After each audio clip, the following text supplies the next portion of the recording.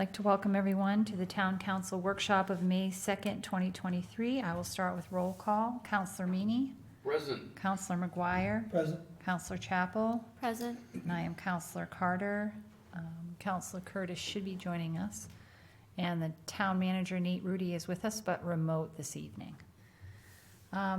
So we're starting to do a little catch up on our list. And so one of the items that we have been throwing around is the parking ordinance. And I went ahead and found a parking ordinance. It's actually a traffic ordinance for the town of Yarmouth, which is in our packet. And that's the first thing I noticed, is that we actually have already kind of started, because we have a weight limit ordinance, which is technically a traffic ordinance. So I think, and we'll actually be talking about that later in the 7 o'clock meeting. So I think that that's actually a nice thing. So hopefully we'll be able to just pull the pieces that we need from, or want to put into a parking section within that traffic ordinance. Some of the issues that have come up, in particular at the Gray Historical Society, they have a shared egress into their parking area, and they have parking spaces on their footprint, and that is also the same entrance for the town cemetery, or one of them. And there are apartment buildings that are on top of the Clark block, and so there are designated spots for those tenants behind the building, but they tend to roam into other areas in that flat area, and in particular have repeatedly blocked the entrance to the cemetery. They park in front of the arch. So that issue was brought to my attention, and I referred it to Nate. And when I was talking to Nate, and Nate did some research, and I don't want to put words in his mouth, he can speak for himself, but basically, even if we're putting up no parking signs, which is one of the first things we would want to do, is put up a no parking or don't block entrance signs, etc., they aren't really enforceable unless you have a parking ordinance.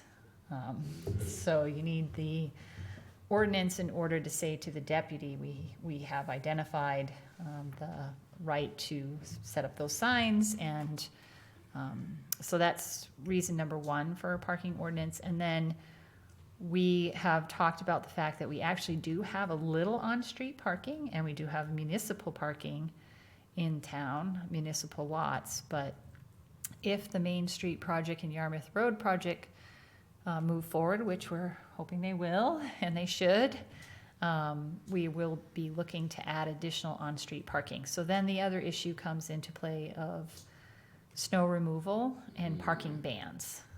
And in order for us to declare a parking ban or ask people to move their vehicles so that we can do snow removal, again, we need an ordinance on the books. And I don't know if anybody else picked up anything in the ordinance. So those are the two big things that I identified for Gray, is being able to post no parking in specific areas, and then having the ability to declare parking bans or ask people to move their vehicles for snow removal. Question, Yep. it starts to snow in the middle of the day and you've got cars parked all over the street, that's what, that becomes a problem. You know, you have to notify them or told them if it comes down to it. Yeah, and Yeah. go ahead. Yeah, I think, we would, as the Yarmouth one does, I believe they go from November 15th to April 15th is their emergency time, so anytime it snows, the expectation is you're off the street. We have the mechanism with the town, newsletter, and the ability to send out an urgent. So if someone does park on the street, they certainly can sign up for that and get a notice in the middle of the day, as you referred to. We also have the Wilkie's Beach parking area, and we have the parking area over for Libby Hill, over on the backside of Libby Hill. So I think that, I would agree, that's clearly one. The whole ADU thing forces us obviously to do the emergency snow removal, because those will park on the street. And I suspect we're gonna need some of the streets that you could build an ADU on. If you park a car on the street, you know, it could be difficult to get a fire truck by or something like that. And so Oh, yeah. I don't know if we're gonna need, you know, To list the streets like Yarmouth did? yeah, exactly, to have to list streets that where no parking is allowed because they just don't meet the standard. And then I don't know if that runs foul of the whole ADU thing. I guess, you know, people, if they're in a, you know, just say they're in the Dry Mills area, Marie Street around there, say there's one street where you can't park, that means people would be parking maybe on another street in front of other people's houses, which will go over like a lead balloon. Mm-hmm. But anyways, I think we have to sort of tackle that at the same time. Yeah, because I think if you look at just Gray Park, one of the issues we've had with having conversations about trying to add a sidewalk from Russell to Short Shaker, which we could do, but people have been using that area to park. Right. And then they continue to park, and then our previous Public Works Director, back to Steve LaValle, would say that that's always a challenge for them in the wintertime when they're trying to plow and it's snowing and there's school pickup, because buses the and parents and the everything buses, else, that yeah. street is so narrow. School bus, yeah, that's right. If Yeah. school was in session in the morning, all of a sudden it's snowing, I would guess that the kids are going home early. Yeah, well, and that's it, you would coordinate, as Dan said, and I wonder if, with the ADU, I think we definitely have to check that, but if you have a defined period as the emergency where you can declare parking bans, then maybe those streets, people can park on them during the summer, but during the winter, they can be listed as ones that when we declare a parking ban, it means those streets too.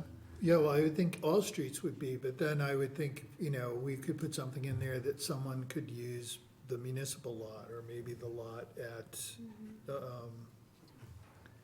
Wilkie's Beach, or something like that, you know. That's what Portland does when they have an Yeah, they open up all the city garages Portland, and stuff. yeah, they open up all their public lots and garages.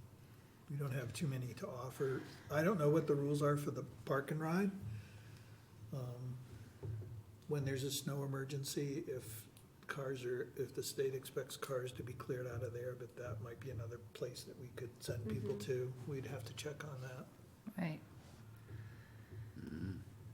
Right. And we might be able to do a deal with, you know, the Plaza maybe, or Hannaford's or someone like that, though they have their own, you know, needs to plow and stuff.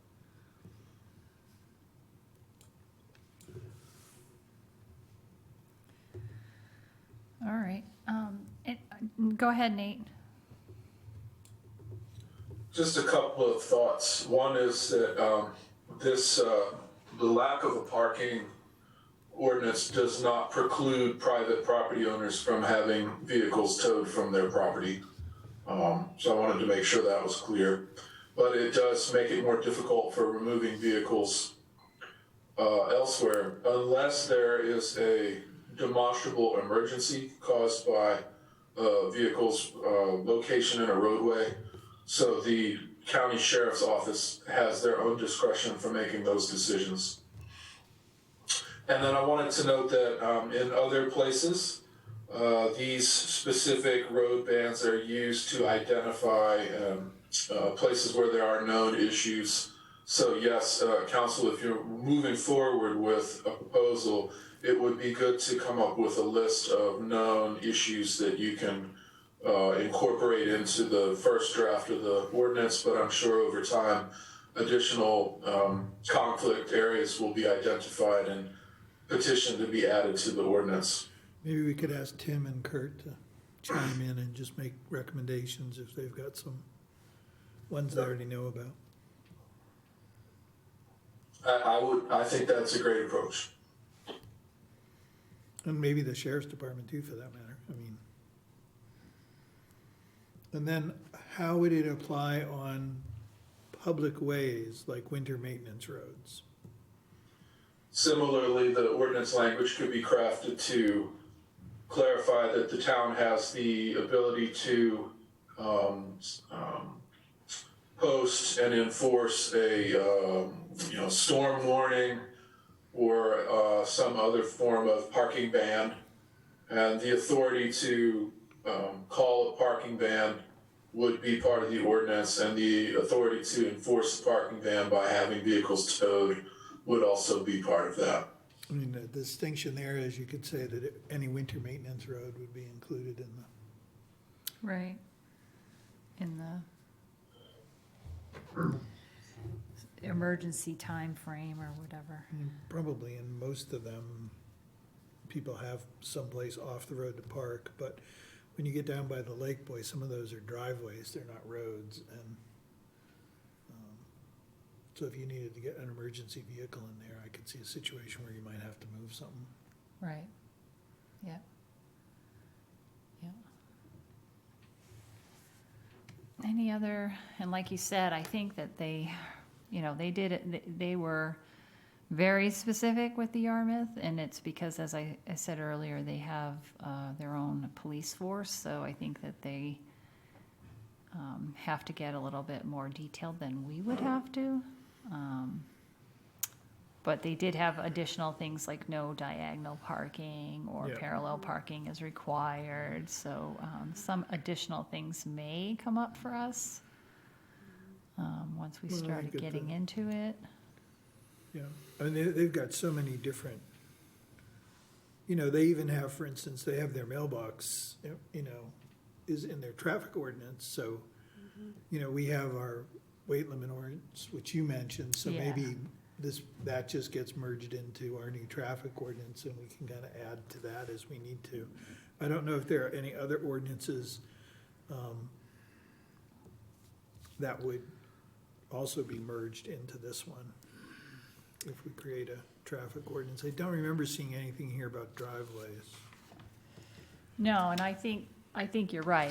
Whatever we do would be in our traffic ordinance. I'm gonna call up that other packet right now and see what the title of that is. Cause I remember when we were researching the weight limit one, it was, I think the DOT was the one that said, do you have a traffic ordinance? So I think generally speaking, weight That's the limits way it's are under that organized, yeah. umbrella, yeah. Just gonna scroll real quick here. Just to see, I didn't write my pages down.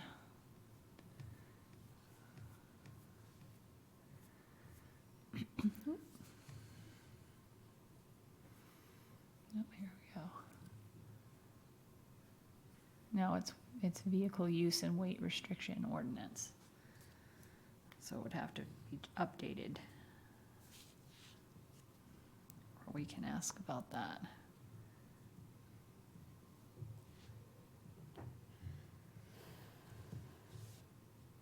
Okay. And they have parade and, processions. I don't know that we have any ordinance for parades or, I No. can't remember one. No. So maybe the suggestion is that when staff gets ready to do this, the first go around with trying to address the issues we've outlined, they also review this to see if there's issues that they're aware of or items that are perhaps included in the Yarmouth one that are in other ordinances. And Yeah, well, just try to our pull street it. ordinance might well have some Yeah. pieces in it that probably would be, The It- sign ordinance might also, just Yeah. where things are placed in Yeah. roadways. And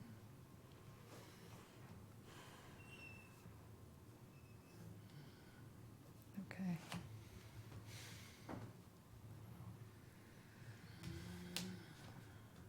I thought it was interesting, they had an exception in here for non-residents, like, I saw that too, which, yeah, they'll potentially Is it- waive a parking violation if they were unaware of the ordinance. Yeah, I think actually, I know, and I don't know that it's in Yarmouth, but it must be similar. There's a public road that leads to a parking lot in Falmouth for a public,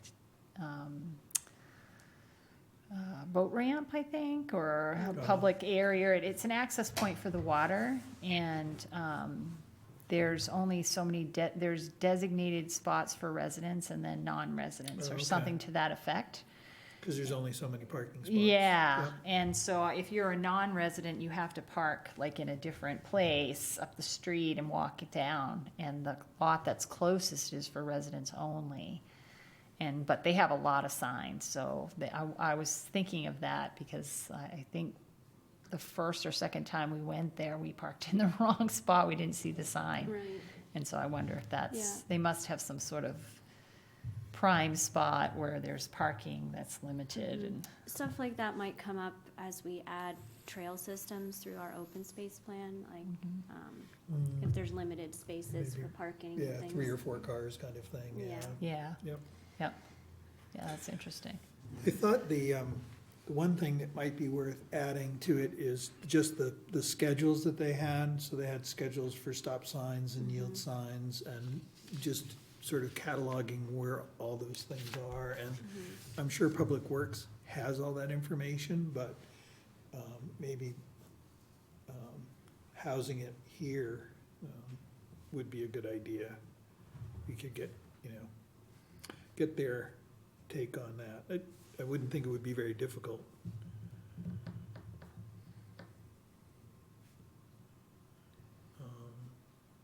And then the other thing, I can't remember, are any of the parking spaces in the municipal lot designated as handicap parking spaces? They are here, and we have the Out front here, yeah. Yeah, I Yeah, was the just- veterans I was just one, in too. that- I was just in that lot, and I don't recall I don't think there seeing- are any, yeah. There's time limits and no overnight parking noted, but, I didn't see any handicap spots. Are there any rules around handicap parking when you're creating parking spots? I mean, if you have a lot with 10 spots, is there a rule that you have to reserve one? Or- Nate? Yes, there is a formula that they use that dictates the number of handicap spots that need to be included in a design for a parking lot. Do we know if we do that at Wilkes Beach? I know there are signs there for, I think there are, the ones that are facing, I'm getting a nod from the gentleman in the seat here. Oh, The right ones on that are the facing. Mayberry, yeah. Yeah, Mayberry, and then they have designated spots for vehicles with the trailers. Okay. They're Yeah, long spots where they can back in. I think, right? I'm trying to remember, you were just in that municipal lot at once, and there wasn't I was any? trying the new restaurant. I don't recall seeing any, but I mean, Okay. I just also might not have noticed. Noticed it, because Yeah. there's a business there too, so I'd be surprised Yeah. there isn't at least one, but we should check We that should for check, sure. yeah. And they may not be painted, they might be signs, I don't know. Yeah. I don't know what those rules are either. I don't know if you have to paint them. Difference you have there is that parking lot is a municipal parking lot, not a business parking lot. Right. Yes, the resident's saying the difference may be municipal versus private lot. So that may come under a different category because the businesses don't have to meet the standard, it's not their parking, Right, even though they use it. yeah. So the comment is, people can't hear you at home, that's why I'm repeating you. I know you look really comfortable. That's fine. There might be a distinction between the fact that the businesses are not required to have the handicap designated because it's not their lot. They're using public parking. But there is a park right there, and I know we have 2 pull-ins, but we're going to be closing that curb cut with the Yarmouth Road, so we definitely should make sure that there's something at least designated closer to the park for handicap. So we should definitely check that. Okay. Anything else? Only the things we haven't thought of that we're supposed to do. Yeah, and so I think what, obviously, there's consensus that we should move Yes, forward with yeah. this. Makes sense to start. And you haven't seen all the agendas yet, but, so I have 2 workshops in May. Later tonight, I'm going to be asking about 2 dates, available dates in June. And I'm trying to map out the schedule for the rest of this term. And so I'm, one of the, like, what we're probably going to do next Friday's workshop is the Teams training. And I'm gonna set up, I had already kind of, with Kristen and Kyle, I picked a couple that I was gonna put in Teams to play with for the tracking workbook. I'm gonna set this one up as a brand new one in Teams rather than just add it to the list. And that way Friday we can go through that, and if it works out and we are all in agreement that it's gonna work, then I'll just be transitioning that into Teams, but I'll add this somewhere in the list. Can you just do a 15-second PSA for Teams? Yeah. So people know. Yeah, so right now we have a town council tracking workbook, and it's rather substantial, and it's in Excel, and it has different tabs on it. It has the main tab, which is our work plan, our active work plan, and then there's sub-tabs to items on the active work plan, like the Main Street project, because there's so many tasks underneath that. And then there's a future list, there's a no action list, there's a closed list, and then we tacked on the budget at the end. So it's a very large Excel document, and it works fairly well, but it takes a lot of time to update it. Generally speaking, I'm the only one updating it. And you can't assign tasks to someone in a system that will actually remind them or show up in their workload that, oh yeah, that's right, I'm supposed to be working on that. So Teams, Kyle did a demo for Krista and I, and then a second follow-up, and hopefully I'll be able to remember how to put these things in. If not, I'll be calling you, Kyle. But it's a more interactive software, and it will allow me, for example, to enter this information in and then assign it to Doug Webster in the system. And so then it will just keep popping up for Doug. And as Doug works on it, or if Kristen jumps in and works on it, she's part of the team, she can go in and just update it in real time. And that way that we're not waiting for a meeting or a month to find out what's been happening. They're updating it in real time. And since we're all part of the team, we can go in and look at that item anytime we want and see what's been going on. And it sends notifications when things are changed. Yeah. And most of the data is exportable so that we can still share it publicly. with, Yes, like, you can spreadsheet export it format. into an Excel spreadsheet. It's not obviously formatted when it comes out that way, but it should be fairly straightforward to format it so that it can still be published. Things that may not work on that is a holding list, like the budget list. So as we have created the habit of, as we go through our council session, if anything has money attached to it, we log it on the budget list. And it's just a static list until we get to budget season. So that would be a little hard because you're not really assigning a task, there's no activity to it. So we may just break that off and have that continue to be a list that someone keeps. Well, it's just, the other piece is it's part of that whole Microsoft universe, so Yeah. the town's email is in there, the storage of digital files is there, so it's all connected and in the same place, so that's another reason why you've been And- looking to adopt that. Yeah, and I think, the list started off for me because I actually attended work meetings before I became a counselor, and a lot of times there were meetings where there was a really good discussion and people were like, that's a really good idea, we should do that. And then 2 meetings would go by, or 3 or 4, and then Just drops it off. would just drop off because there was always something else to work on and there just wasn't a place to capture it. So we created that list, but if we had been using Teams, they could have easily logged that immediately into Teams and you wouldn't necessarily have to keep this list. Right, It would just be assigned to somebody. It would be their responsibility to make sure it was moving. And it's just grown. It's grown into a giant Yeah. workbook. well, it's allowed us to bring some continuity to the change of councils from one year to the next. Yeah, So yeah. I think that's, in my mind, one of the biggest advantages to having done that is, rather than, things stopping or dropping off or being forgotten because the person who remembered it's no longer on the council, it gets carried forward. Well, and it doesn't get rediscussed at 8 times Yeah. either. You have the Or history thought up there. Yeah. 6 or 7 times before something Yeah. happens. Yep. The only thing I think the downside of Teams is all that historical data, starting like the land for Maine's future conversion. I'm gonna put that in there because that obviously is gonna take a lot longer before it can be resolved. but there's a history to that, and so it's gonna have to like kind of get crammed like in the comments. Whereas if you start something clean, it's gonna be tracked as you kind of go along, so, some of the items will probably just need to archive, or you are gonna probably wanna keep the inactive in the future and the closed list as some sort of other file. Mm. So there's a little left over. That couldn't be imported some way? I don't know. I mean, I can try to work with Kyle on that, but I don't think so. I think I have to go in and kind of set them up, because you gotta assign the people and the teams, and it might be different for each item, Mm. so. Well, for the stuff that's closed or in the future or not, you know, that No hasn't been action, assigned, yeah, yeah. there's no action. Just keep the sheets, Yeah. yeah, yeah. And the Maybe we closed can will build a- eventually just be part of teams. Yes, maybe there can be some sort of link within Teams that will let people, you know, Go take a look. find that. Yeah. Yeah, because that is helpful when you have to do the letter for the annual report. You go to the closed list and the Yeah. active list, and you can see what work was completed. Mhm. Okay, all right, so that's what I'll do here, and I'll kind of type up these notes to send to Nate to share with staff for when the time comes.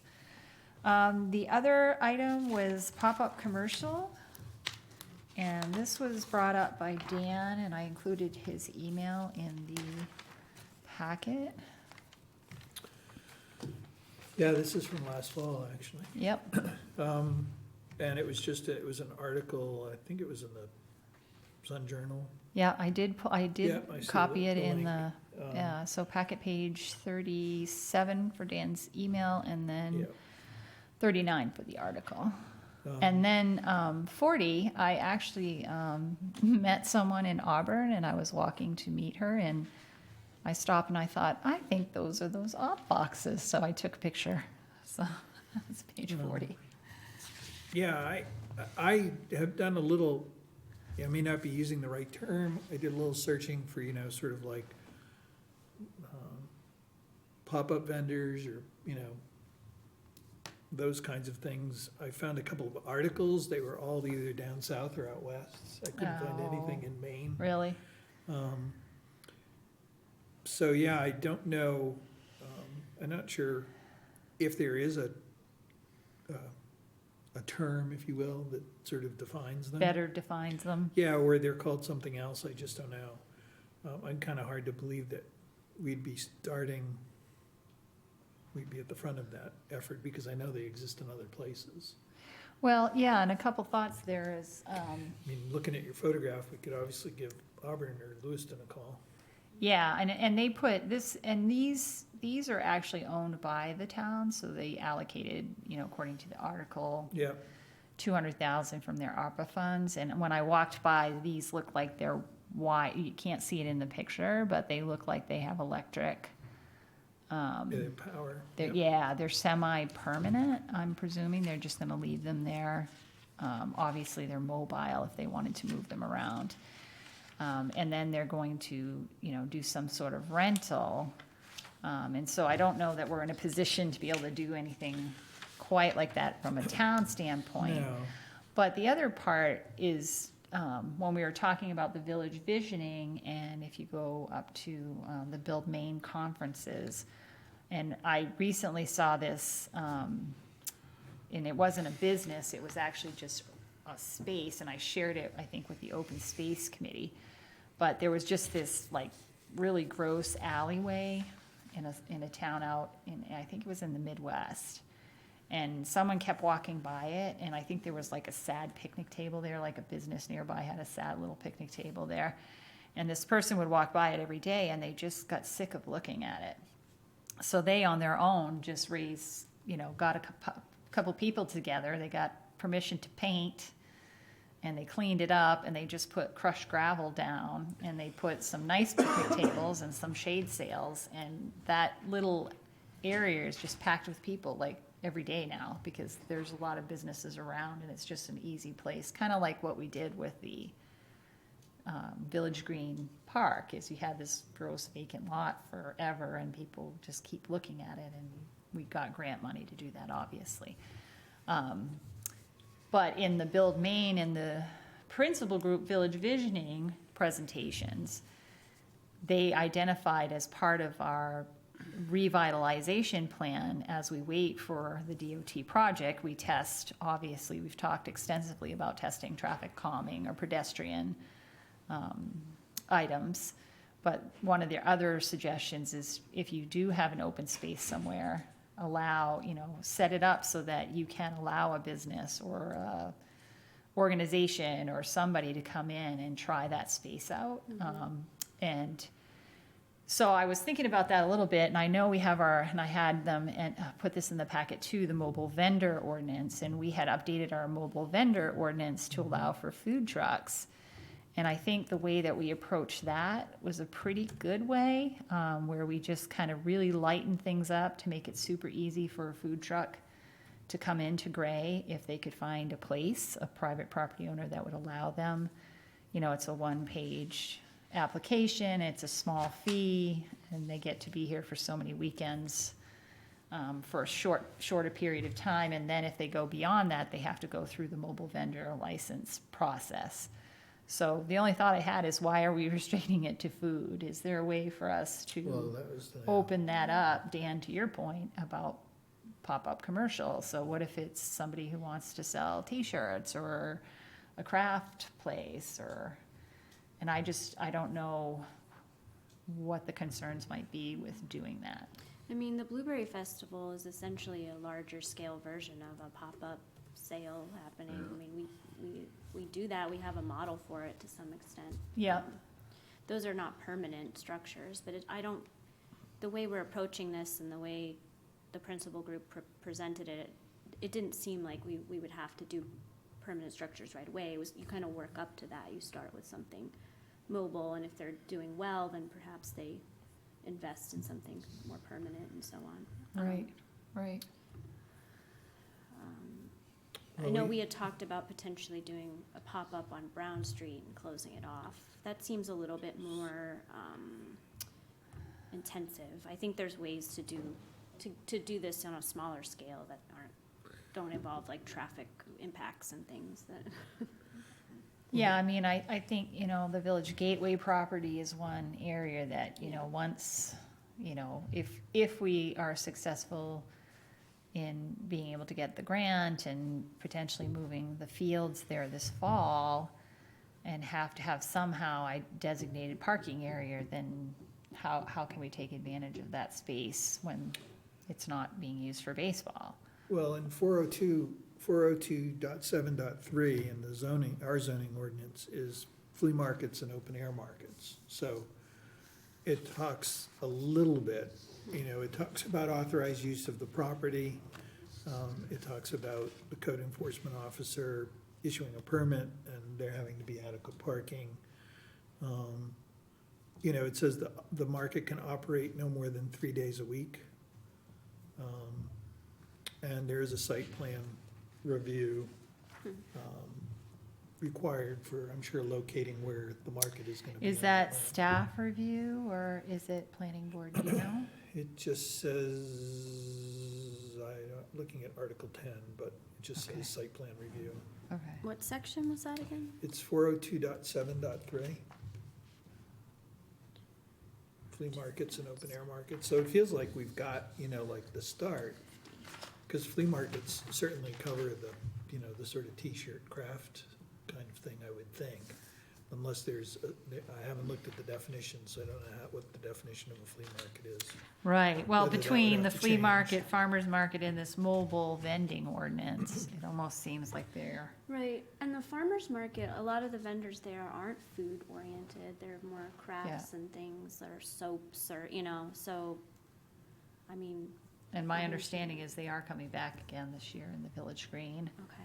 I saw on Facebook that they held their meeting, so I think they're moving forward with another year, which is Yeah. good, Yeah, that is good. good for I the mean, I town. think Mr. Boyle thought of doing something similar over by Stimson Hall, but I Yeah. don't think that panned out for No, for I some think there was reason. gonna be some sort of, food vendor or something. yeah, it was not a food truck, it was like a portable kitchen or something, Oh. it was just termed differently. Yeah.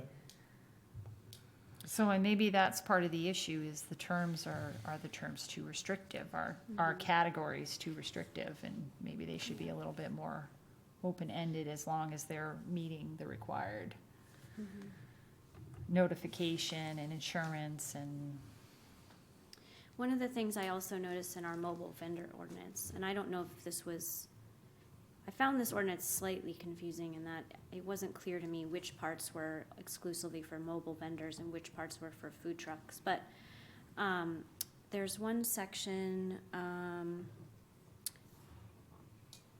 packet page 42, section 212.6, that talks about not operating within 200 feet of any fixed retail establishment or other vendor offering the same or substantially similar goods and services, which I think would undercut any kind of pop-up market or food scene that we would potentially have, because if we had several trucks next to each other and one's got burgers and fries and one has pizza and other things and burgers, I mean, Oh, I like, see what you you're know, saying. like, Yeah. they're all too similar. well, and Um, that's interesting, because I think, I always thought that was existing sort of yeah, I think, and I, retail space. It says existing or other vendors. Yeah. So I was Similar. mobile vendors. Which with opens sim- it up, Yeah. yeah. So I yeah, and I just- think that's interesting, because I think I've heard before, people say, oh, well, if we have food trucks come in, it's gonna hurt the small restaurants in town, and it's like, well, there's 9,000 people in town. All I ever hear is we need more places to eat in Gray. So, I mean, and so maybe there was some concern Well, I about think- that, I and that think- was built in, but I don't really think that's the case. Well, I People, think one of the prime areas to do this might be the Gray Shop and Save Plaza and that kind of vacant area past the Gray Shop and Save. But then it's fairly close to several food restaurants. establishments. so I can tell you, before Birchwood added food themselves, they had, they always sold pretzels. There were and food trucks there occasionally. They had a barbecue food truck come maybe 3 times last summer, maybe, or the summer before, I can't remember. But the reason why the barbecue food truck came back is the first time they had them there, they sold out. Like, they sold out before the end of the Would go to, I didn't know that evening. was there. Yeah, yeah, and I think that just demonstrates Yeah. that there's plenty of room for additional restaurants, and, I think the other restaurants in town have good, solid business. so. Right, or say like a dessert truck wants to come Yeah. in and they're right near the B&R Or- dairy bar, like, Or the are most those two- important, the taco truck. I keep advocating for. Yeah, I just, taco we truck. might wanna if we do Yeah. this, we might wanna also revisit the language in Yeah. this ordinance or combine it with other things, cause I feel like some of this, is a little confusing. Yeah. Well, you want to open it up, but the purpose too is, hopefully they Help. incubate something Help, or they yeah. succeed. So, you could, I suppose, almost have zones where, I don't know, maybe that's too complicated. One of a thing was allowed in each zone, kind of a thing. And then Yeah. so there'd be multiple locations for people who wanted to do the same thing. But there would still be some distance between, wouldn't have 5 ice cream places on the same Well, right. lot of yeah, land. right. Well, and if you're a food truck vendor, you don't want to be someplace where No. there's 3 other of the same Yeah, as you do exactly. You either. want it to be different. And I think, if you look at Portland, where they've designated, and of course, they're having issues with exactly where to designate, but they designate specific areas for food trucks, and then they always have way more applications than they do Yeah. spots. And there's Um, variety too, yeah. they're not all the same thing. Yeah, There's like yeah. sushi, there's ice Yeah. cream, there's what, Yeah, exactly. But it is an incubation. I mean, if you looked at the Yoked food truck, which was one of my favorite I food know. trucks that had a residency at New Brewery in New Gloucester, they're not there anymore because they've become so popular. They're opening a restaurant, unfortunately not in Gray, New Gloucester, but in Wyndham. Yeah, they're over in Wyndham. now. Yeah. But that is why, you try to invite food trucks in, because it's an easier way for them to test the market and get a customer base before they open a brick and mortar. So, and some of them stay food trucks forever, so. Well, this might be like the traffic ordinance in that, you know, the food trucks, the flea markets, the Farmers market, farmer's mobile market, the, vendors. you know, maybe we need to just pull it all together so Yeah. that when somebody's looking, it's kind of all in the same place. Yeah, Um, Like a vendor ordinance or something. yeah, Yeah, I don't know. okay. All right. Oh, and I did, one other thing, go back on the parking note. I did notice that their weight limit on, and I'll bring this up in the next meeting too, their weight limit in Yarmouth was 23,000 pounds too. And it was also on their local roads, 18,000 pounds. So they're pretty serious about their weight limit in Yarmouth. What's ours now on? 26, but you're gonna hear in the next meeting that the DOT is suggesting we bring that down to 23 to match their, that's what they use. So to be more consistent with state roads and local roads, just use 23. And Yarmouth does use 23, but they also had an 18,000 for some of their smaller local roads. Yeah, I was gonna say, I think that's something we might wanna entertain. Yeah, for Marie Street and for Yeah. Short Mayo. Yep, Yeah, because those are our roads. Yep. and Shaker's different. Yeah. Short Shaker is different.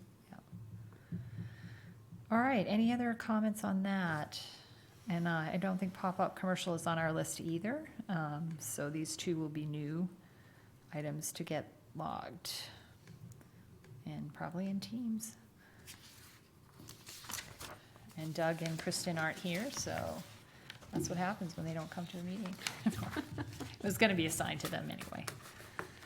All right, I think that's it. Wow, we're gonna have a 15-minute break tonight between now and our 7 o'clock meeting. All right, with that, we will end our workshop and we'll reconvene at 7 for the council meeting. Thank you. Thank you.